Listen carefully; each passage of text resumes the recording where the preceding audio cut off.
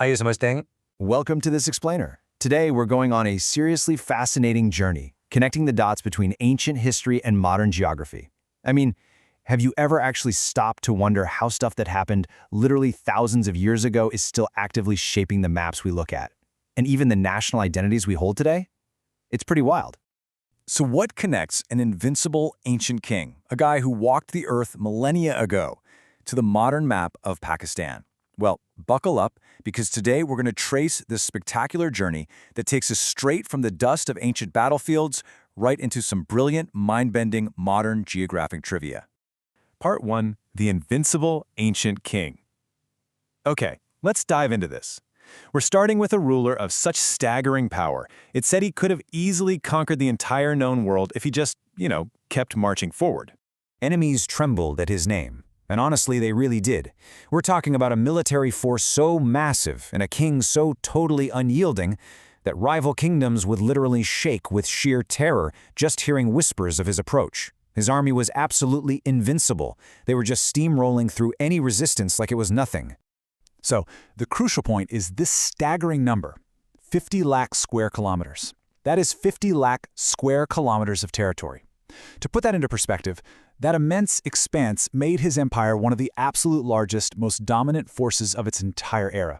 He basically had the whole shebang, right? Ultimate power, ultimate territory, and the ultimate fear of his enemies. Part 2. Choosing the path of peace.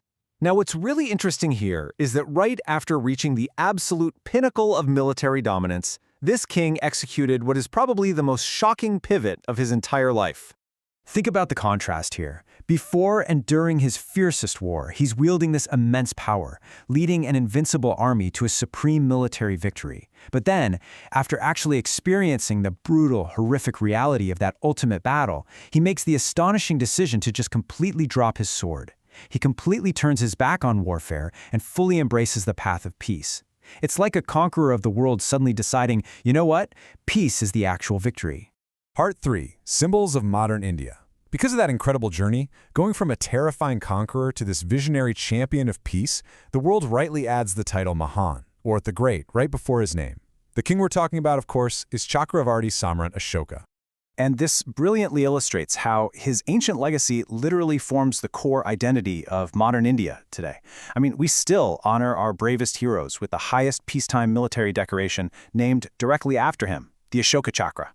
That very same wheel, it sits proudly right in the center of the Indian tricolor flag. And his lion capital is the official national emblem of India. His footprints are literally everywhere around us. Ashoka's legacy is just such a powerful example of how borders and time really can't erase these deep historical footprints. And it naturally makes you wonder, let's move on and see how this builds. Beyond the emblems and the flags, just how far does the historical footprint of the Indian subcontinent stretch across the actual geography of the modern world today? Part 4. Surprising modern geographic echoes. Because just as Ashoka's symbols crossed millennia into our modern institutions, our shared subcontinental history has a funny way of leaving entirely unexpected geographic echoes right across the maps we use today. Did you know this? Despite modern borders and all those strictly drawn lines on a map, there are actually 3 cities in modern-day Pakistan whose names were kept by India. Think about that for a second.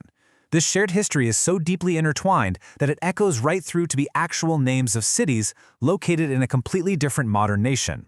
It's truly a mind-bending reality. So the ultimate question remains, which 3 cities are they?